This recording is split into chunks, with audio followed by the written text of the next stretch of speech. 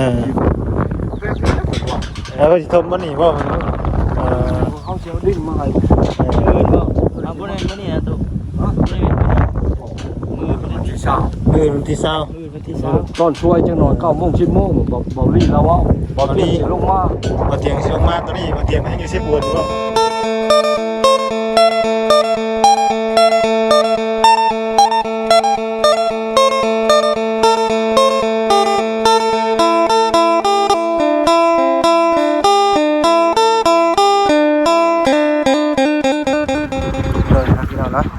ตัดภาพมาบ้านนี้พี่น้องเนาะทางบ้านนาเองกับพี่เด้อพี่น้องเด้อเนาะอยู่ที่บ้านน้องบุญทวีพี่น้องเนาะน้องสายฟ้าเล็บเนาะมาแต่คุยเรื่องรถเบาจิตนั่นแหละพี่น้องเนาะทางบ้านนาเองก็เลยได้ขอที่รถมาบอต้าเพิ่นเนาะถือว่าเข้าใจกันแล้วพี่น้องเลยเนาะมันนี่ก็ได้ทางเราจิตเราคุยกันตรงโตแล้วกับผู้กรณีเนาะพี่น้องเนาะจังไดก็ขอบคุณทาง FC หลายๆเด้อเนาะที่เข้ามาเป็นกำลังใจทางบ่าวจิตกับทีมงานเฮาแล้วก็ทางบ่าวหน้านำเนาะพี่น้องเนาะจังไดก็อยู่ดีมีแฮงเบิดสุขคนเนาะพี่น้องเนาะมื้อนี้พี่น้องเนาะทางบ่าวหน้าเองก็ได้มีโอกาสพี่น้องมาหาทางน้องทวีเพิ่นเนาะพี่น้องเนาะว่าเพราะว่าบ่ได้มาโดนแล้วพี่น้องทางบ่าวหน้าเองก็ได้พุ่นแหละมาแต่ก่อนสิขึ้นไปหาทางน้องเบยเพิ่นเนาะพี่น้องเนาะก่อนสิขึ้นไปทางน้องเบยเพิ่น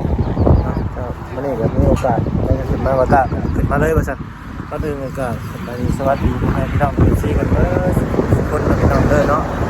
ว่าอยู่ในหรือว่าต่างประเทศก็ยินดีต้อนรับเข้าสู่ช่องของบ่าวเสียงนาคือเก่าเนาะพี่น้องเนาะมามื้อนี้คือว่าทางน้องเพิ่นมีข่าวดีบ่เนาะพี่น้องเนาะคือทางคลิปเราให้เพิ่นมาเมื่อวานนี่เพิ่นมาแจ้งก็มาเอาดีแต่ทางบ้านนายก็สิเข้าไปอบรมทางน้องเพิ่นเนาะทางให้เรื่องบ้านเนี่ยแล้วก็เพิ่นสิเข้าไปมีข่าวดีอย่างแน่เนาะจังได๋ก็ติดตามเบิ่งกันเด้อเนาะไปพี่น้องเนาะไปเข้าไปหาทางน้องเพิ่นก่อนโดยพี่น้องเนาะตอนนี้ทางบ้านนายเองก็อยู่ทางมาเบียดเพิ่นพี่น้องเอ้ยเนาะกำลังอบรมทางน้องเพิ่นอยู่พี่น้องเอ้ยเนาะบ่เพิ่นเฮ็ดหยังเดี๋ยวทางบ่เบียดเพิ่นสินั่นบ่เนาะ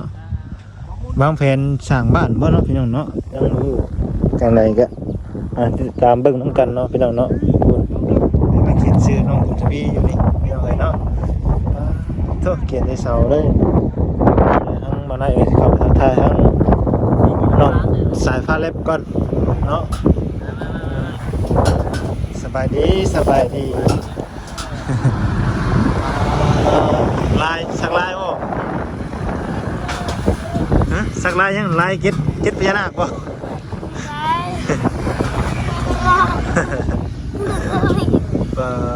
่านอยู่อ่านแล้วบ่หนาวๆมื้อนี้อ่านแล้วบ่หนาวยังหิวยังจะมื้อ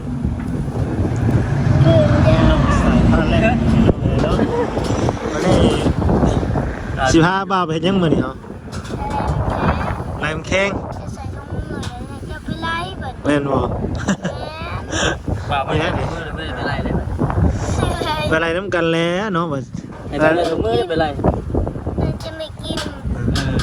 ไรได้กินได้บัดนี้เนาะว่าบ่าวบ่ได้เพิ่นบ่ได้กิน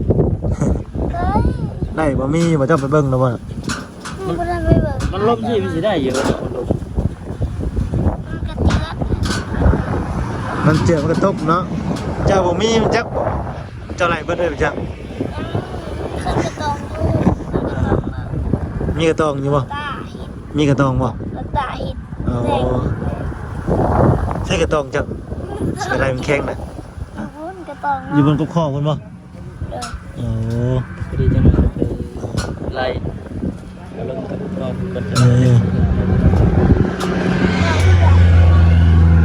บาเวียนเนาะ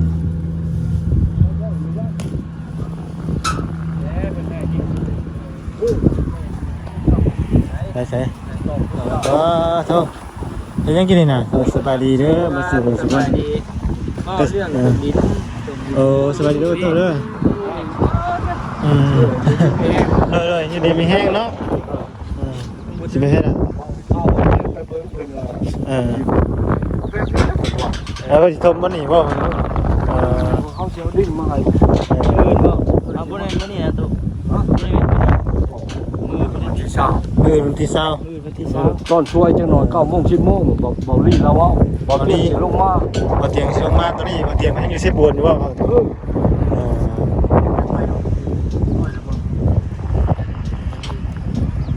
ไม่นะพวกเขามาไหว้จ่ายเช่าแล้วมันตั้งเช่านี่เราจ่ายมันร่วมทำมัน ลมซ้ำสิอันตรายเลย มันจะได้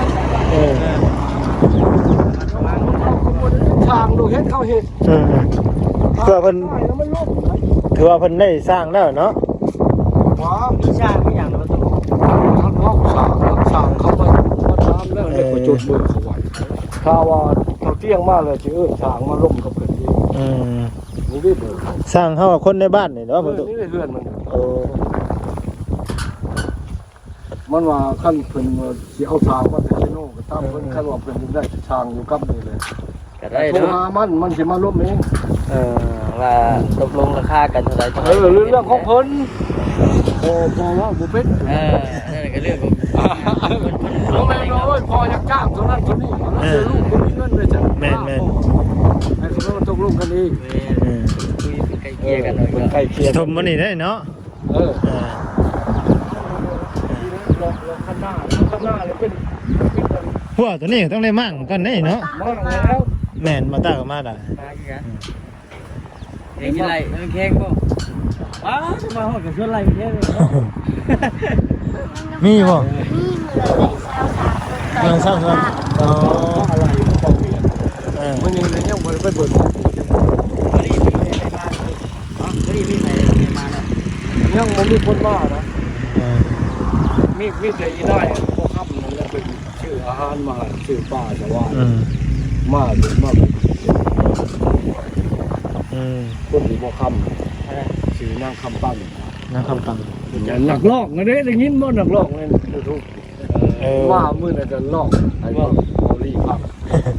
เขาบ่ตัว เฮ้ยเจ้าก็พังบ่ฮะ หนักลอก ม่วนอยู่บ่ ประจำมันบ่ค่ำ เอาลองแบบประจำเลยดิเออ มาครับเพราะผมว่าเจ้าก็สิรอดได้อยู่บ่ได้ได้อยู่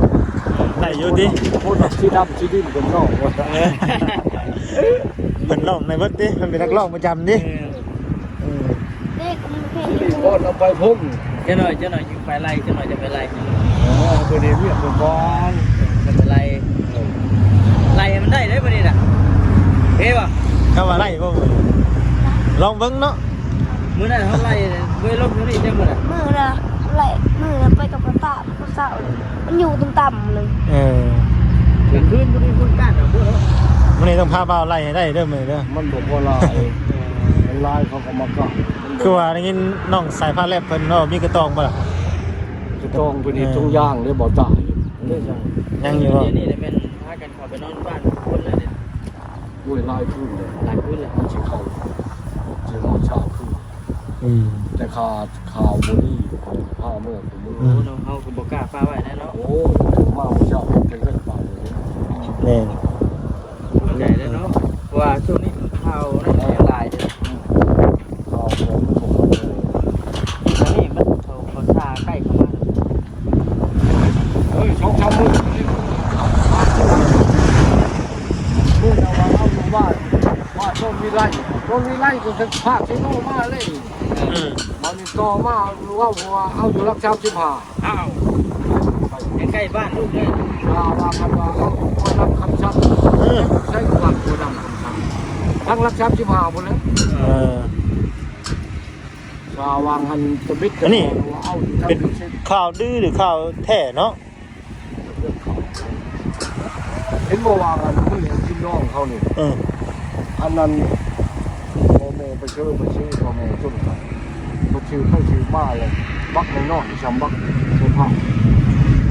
เขามาฉาบต้นช้ำออกมาหน้าก็ฉาบต้นไผ่เลยเขามาฉาบจากแล้วบ่ไปชวนไปให้มันมือแรงเลยมันมา มันมาได้ใช้พ่อแม่จนหาย อืม มันมือแรงมันมาเขามันมามึงมาเลยจะไปให้กับมาหน้าชาแล้วว่าคนเราเอาเด็กน้อยเลย ชาแล้วเลยดิ คอยว่าอุ๊ย ได้ไม่ได้เนาะ มันนานคน ข้าวเรา เสียงคนว่าดังกว่าก็ เออ คิดเป็นว่าใส่คนใส่ขาย เดี๋ ใส่ ยว ขอ เรา ง จะไปไล่ทางประกาศมันมาเป็นครอบครัว แล้วรอพี่ระบี้เอาไปเล็กแต่โทรศัพท์มันฉาบแบบพอมึงอัพไปให้ไปน้ำพอบ่ได้บอกไม่ได้บอกพ่อแม่ ไม่เท่าเรื่องบอกพ่อแม่มันอยู่หน้าไปรู้แล้วเราอ่ะ ไปเลยแล้วแล้วมันว่าเล็กมันก็ระชับลูกพูดเขาไปเลยเลยโอ้ใช่โอ้ใช่แล้วต้องทำแล้วมันมามึงมาเลยจะมาแต่ไปกับมันไปกับโอ้ย ดิ ข่าวเนาะ ข่าวลือเนาะ มันคนมากินดองมันบักลายเขาก็โอ้ยเขาเอาเด็กน้อยโหยงัวเลย มันจะชาเลยดิ จ้าเลยดิบักคนตัวเล็กมันมาเลยไปไห้กับเอามึงคือบอกไปเท้าเลยเรื่อง อย่างแรกพิจารณาระมัดระวังแล้วก็พี่ไปใส่กับผม แต่นอกเป็นถ่ายภาพแรกระวังเอา ลูกมุกตัวใหญ่นะตัวเนาะ โอ้ย เรียนเข้มทางเนาะคน ใหญ่กับผมนะแต่ว่าคือช่วงนี้คือว่าได้บ้าไปตามมาอยู่นี่เลยมาเมื่อ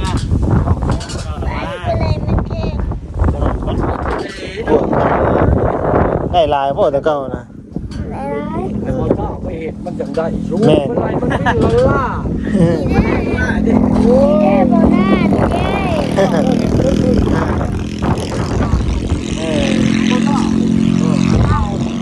ไม่เอามันได้ บ้านไปน้ำหนึ่งใน14ตัว ไปเจอที่หนึ่งให้14ตัว ชูหันก็ได้ไม่ไหลมันพิษละล่า ทำไมทำมาพูดกันหน่อย โอเคเดี๋ยวก็นะลูกก็นอกเลยตามที่สบายดีเด้อตัวเด้อ ไปดิมาทำกันก็เบาด่า แม่มาตาเพิ่นมา4คนอันนี้ประตูพอดีว่ามานั่นรถบาจิตเพิ่นรถต่ำเว้ากันเลยอันรถบาจิตมาเมื่อนั้นน่ะนะประตูจำได้อยู่บ่รถ รถโต แม่นเกาะกับ รถนั้นใช้ถ่ายมาร ถคนไหลหน้ารถบาจิตหน้าแตกไปเลย ใช้เชนง เซโนประตูแต่มาเว้ากันเกิดอุบัติเหตุแต่มาบอกกันกับผู้กรณีนะแต่ลงตัวแล้วล่ะเป็นจำเสียให้28,000 เอา แม่น กันแล้วมันก็ แม่นแต่เกือบบ่ทันในประตูเพราะว่าผู้กรณีเพิ่นซนเดี๋ยวนี้อย่างนี้ก่อนที่เพิ่นไปไล่เอา อะไรอ่ะอยู่ ไปขี่จักรไล่เอา รักไปเลย อันนั่นแหละจังว่า ลูกเพิ่นนั่นลูกเพิ่นได้ แม่นรถผู้ซนน่ะก็คนใด ตั้มแล้วไปเลย แม่น พอคิดในป้ารถใหญ่แล้วเอารถจักร แม่น น้ำบาท แม่นตีนแตกเด้ตีนแตกอีกรถบ่จิตนะ จะได้บอก โอ้เลย แต่ละบางขี่บ่จิตน่ะป้อบ่จิตไล่ประตู เอ้าคุณเพิ่นลูกให้ว่าว่าเอารถจักร จากไรเลยตีเตะข้ามบอลดิ ตีนแตกคาร์บอน ชอบมากินเหรอ แม่นน่ะเห็นขี่บ่จิตน่ะบ่จิตไล่ขี่จักรไล่เลยอันถือพอดีถือแต่ว่าพอดีรถมาเพิ่นบ่ทันเกือบบ่ทันประตูนั่นแหละเกิดอุบัติเหตุโชคดียังคนบ่เป็นหยังบ่เจ็บ คุณบ่เป็นยัง แม่น ไปเยอะ รถใหญ่ก็รถใหญ่ตามกันเล่นอยู่แล้ว นี่เจอก็คือตีนแตก ตีนแตกหน้าไปเลยหน้า ทั้งหน้าแตกเลย แม่น กระจางหน้ารถแต่มุนว่านั้นนะ รถคันรถได้ จำเลยรู้จักไหมใช่ค่ะ โอ้ยจ้ะ รถจักรน่ะอันรถจักรอันเขา ใช่คือปัดท่าใหญ่นะ แม่นยืมเอาน้อง เข้าวันหน้าตัวหน้าว่า ทั้งหน้ามาเนี่ยมันมีรถจักรเดี๋ยวเราหลีกวิทย์ เราเนี่ยฮะผู้ที่ถ่ายไปตั้งรถบนที่ นั่นแหละ หักขวามาปริตำเลยประตูคันมาหักบัด เข้าวันหน้าตัวห เรา น้า เป็นเส้น โย ทาง ก พุ่งดิ วันหน้าตัวหน้านี่มันก็โยก เอาเหยาะเลยนะ นั่นแหละ เขายอมทั้งช่องเลย แล้วก็คนแทงทางพุ่ง เขาบอกได้ว่ารถที่มีรถแต่ว่าบ่มีเนาะอันพวกมันบ่ฮู้เลย แล้วบัดบ่จอดลงอีกได้บ่จอดลงเบิ่งอีกบัดนี่ ธรรมดาลักการโยธามันบนหามแซงมันก็บอกเด้ อืม มันมีป้ายเขาบอก ว่ารถ เจ้ามันบ่เบิ่ง ทั้งที่ดีฮู้ได้ว่ารถเฉียวชนแต่ว่าไปเลยนะ เสียชนไปเลย บ่นั่นปานใดบ่คักตัวนี้แหละ บ่เข้าเลยเจ้า ปกติมันต้องฮู้แล้วก็ต้องจอดลงมาเบิ่งมาลงมาอันนี้ ลงกัน ไปเลย เขาเว้าอย่างนี้เหตุนั้น แม่น บ่อยากรับผิดชอบใด แม่นแต่เพิ่นก็แก้ตัวมาว่าซั่นจังซี่แหละเนาะแต่เรื่องมันลงตัวแล้วล่ะ ๆเว้า เพิ่นยอม เจ้าหน้าที่นี่เว้าได้ก็เว้า แม่น เจ้าหน้าที่ก็เพิ่นบ่ได้ผิดก็ว่าผิด บ่ได้ผิดว่าผิดเนาะจังว่าได้ติดรถมานำบ่ต้านะมาไปนํกัน ฮะ อะไร ปกติอ้ายสิเป็นบ่จิตเด้ มาได้ จะไป ให้ไล่ให้ได้ แม่น ตา เออ ป้าตะกอน แม่ ไปเฮ็ดน่ะมันปุ๊บปึ๊ด มันบ่ได้กินมันดอก ได้เฮ็ดได้กินมื้อนั้นน่ะ มันต่ำ ตำบ่ ตำเส้นเจียวพริกดิบเนาะหอม พริกห้าว พริ เนี่ย กข้าวก็ได้บ่ ลูกมันบ่มี ตำกินเหมือนเนาะ คือกัน บ่กล้าได้เฮ็ดพ่อมัน ตำแซงม่วงซอบบ่ หอมเด้ พอกินมันหอม เข้ามา หนูจะไม่อยู่ในโซน มีบ่ อันมีลูกมันเองครับลูกมันอ่อนๆเอาตับใส่พริกดิบเลยพักไปยังยังแคบกวน โตมันบ่มีพริก นั่นแหละโอ้ยพักไปยังหอม ยังแซ่บกว่าตัวอันติเอาทั้งหมดก็ซะเนาะ ใบข้าวเหนียวเลย พากันกินข้าวกินน้ำด้วยล่ะ มันต่ำเลยจะคือต่ำจับเขา พากินข้าวนะกินข้าวนะบ่ยัง เดี๋ยวมันหอมมัน กินแต่เช้าพุบ่อยากบ่ฮะมาแท้มียังกินจังมียังกินมีอะไรกินอยู่บ่ปลาตัวน้อยยังไปไล่มันแข้งกันเนาะถามมาซ่าก่อนนั่นแหละก็คือสิประมาณนี้แหละเนาะทางเบาหน้าก็สิต้องคิดก่อนสบายดีนะน้องเด้อสบายดีมั้ยเสร็จกับคลิปก่อนจังหน่อยไปไล่พาน้องสายพาแลบไปไล่มันแข้งเนาะโอเคพี่น้องเนาะเดี๋ยวให้ทางเบาตาเพิ่นเข้ามาอบรมกับน้องต่อเนาะคือสิประมาณนี้แหละพี่น้องทางเบาหน้าก็สิได้ขอจบคลิปก่อนเด้อพี่น้องเด้อเนาะอยู่ดีมีแฮงเบิ่งสุขคนนะพี่น้องเด้อเนาะสบายดี